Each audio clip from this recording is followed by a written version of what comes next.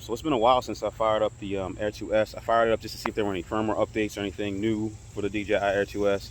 Um, but I was bouncing around through some of the threads on Facebook, and I keep seeing people talk about how poor or how bad the image quality is from the stills. So I wanted to fire it up and see what they're talking about. So let's do something quick and see how it looks.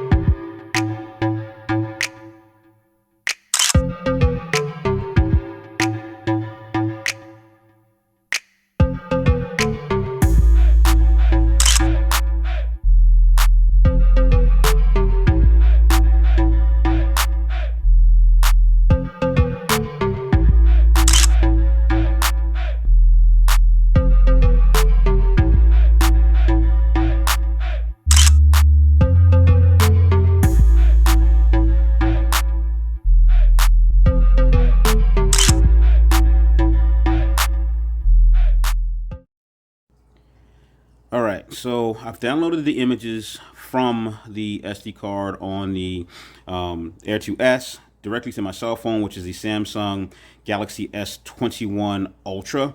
I've changed the screen resolution to Quad HD 4K, and it's an AMOLED screen, so I should be getting the best image view of these images that I can possibly get. Like I said, I don't have a high resolution computer monitor, so I didn't want to get into kind of downloading them into the computer and then putting them into post and kind of showing you what the image quality is. But the intent of this is not to I guess give you the best image quality, but to give you an example of what you're going to get at I guess regular viewing perspective. Like most of us don't have 4K computer monitors. Most of us don't have maybe even the ability to use our cell phones to view 4K photos. So remember, this is a 5K video or 5K capable video, and from what I'm seeing, if I click on this first photo, it is also capable of shooting 5K still images. So as you can see at the bottom left, it says DJI JPEG, and then it says it's shot at 5472 by 3078.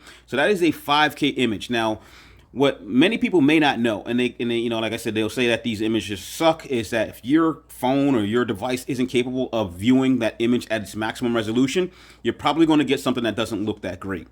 Right. So like I said, what I've done is I've up mine up to Quad HD. Normally I run it at a lower resolution so I don't burn up my battery. But again, I'm going to show you what I got out of it just using the normal settings with the smart photo, and you take a look at them and tell me what you think of the images yourself. So we're going to go back into the first one. This is well, actually this is probably the last shot that I shot. In fact, let's not even do that. Let's scroll back. Let's go back. Okay, so here, this is the first image that I shot. I kind of just looked around for something that's going to give me a lot of color, a lot of contrast. You got some reds from the gates, and this is the stuff that I usually shoot when I'm playing around out in my in front of my apartment complex here. So you got some reds from the gate, you got some greens, you got some grass, you got some browns, and then you got the sky. And pretty much what I see is, something that looks pretty clean. I mean, it to me looks pretty clean at my resolution on this phone. It doesn't look too grainy. Like I said, I did use the ND32, so it's not too blown out. And I'm probably going to get a better image because that shutter's able to open up a little bit wider and suck in a lot more data. But, with having to do this on video editing software, if I punch in on this, you're getting a lot of detail out of this. I can get down into those trees. If I, scroll around, I look around, you can see, some detail in the grass. If you look into the, I don't want to get too far, but if you look down here into the yard, you can see the detail on the fences.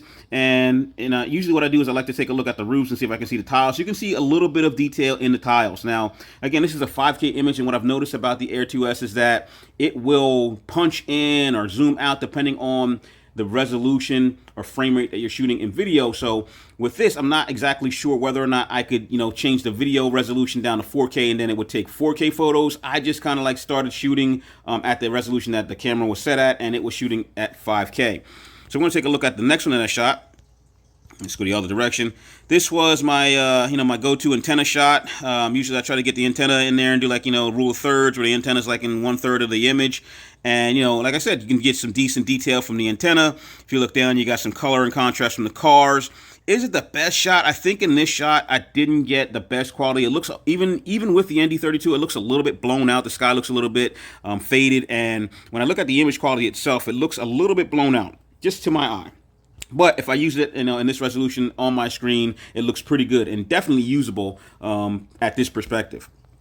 Now going to the next one. This was just a downward shot. I just wanted to get a different look here because I thought the sun was in kind of blowing out the shot a little bit. So I was doing just straight look down. And when I zoom in on this, like I said, at this resolution without punching in 5K image on a 4K screen, it looks pretty good. I mean, I can see a lot of detail in the cars. I can see the shine coming off the cars.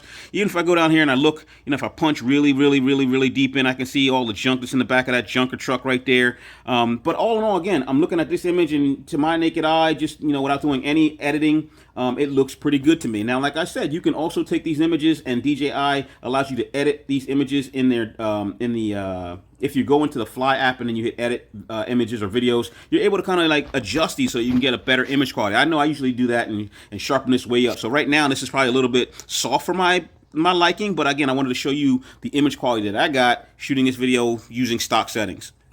Next one was a pool. Now the pool, I was about, I don't know, I think 100 feet up off the pool. And if I take a look at, if I punch down into, you can definitely see the tiles on the roof here. You can see all the, the detail in the concrete. I can see where it says no running on the concrete from 100 feet up. The pool itself looks nice and blue. If I roll around and scroll around a little bit, you can see the detail in all the trees and all the foliage around the outside of the pool. Got out of it.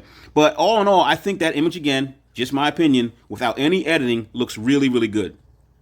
And then last one, I just thought that I would, just kind of take a shot of the field. Well, no, actually, this is not the last one, but another one I thought I would just take a shot of the field, a downward shot where I'm kind of taking a look at, see if I can see any detail. Right here, I usually fly my, if you saw in this video here, you always see me flying my, my quads in my little test field here. That is the little patch of, let me get back to it. That's a little patch of grass I usually fly over and fly around, kind of like hitting this, this little pattern here between the little stream and then this patch of grass. And I wanted to kind of look down at it from about, I don't know, I guess another 100 feet up and see how much detail I could pick up. I can see the purples in there. Not the sharpest, definitely not the sharpest image, but if I keep coming out of that, if I punch down really close, I could see, down into the water. I can see, all the algae and stuff growing into that little runoff creek right there. And it looks pretty good to me. Again, probably not the image that I prefer, but I definitely don't need to edit this in my opinion. I could definitely drop it into editing software, Snapseed or something like that, and punch up that saturation, punch up that contrast, punch up that sharpness, and then make this look a lot better for me. But this is what you're probably going to get directly out of the camera if you're not familiar with using a camera or don't want to do a lot of post editing. And then finally, here's the final image that I took. I wanted to do like a long range shot over the train tracks. I was trying to catch the train. It comes by like every 30 minutes, but I just couldn't stand out there in the hot weather. It's like 90 degrees out there. So I just kind of got over top of the train tracks and took a long distance shot. And, like I said, again, I keep saying this, but looks good to me. I mean, colors on the left side of the screen look, pretty nice.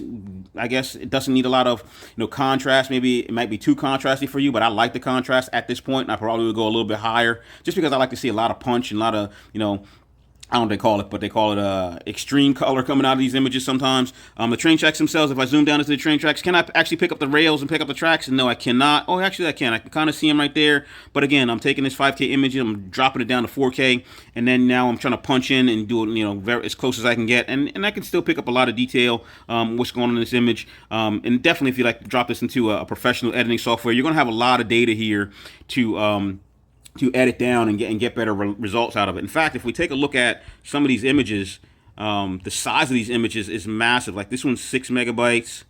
That one is 11 megabytes. I don't know why that one's 11 megabytes, and it literally is just, one shot. Same thing, smart photo. This one is coming in at 6 megabytes. This photo right here is coming in at 8 megabytes.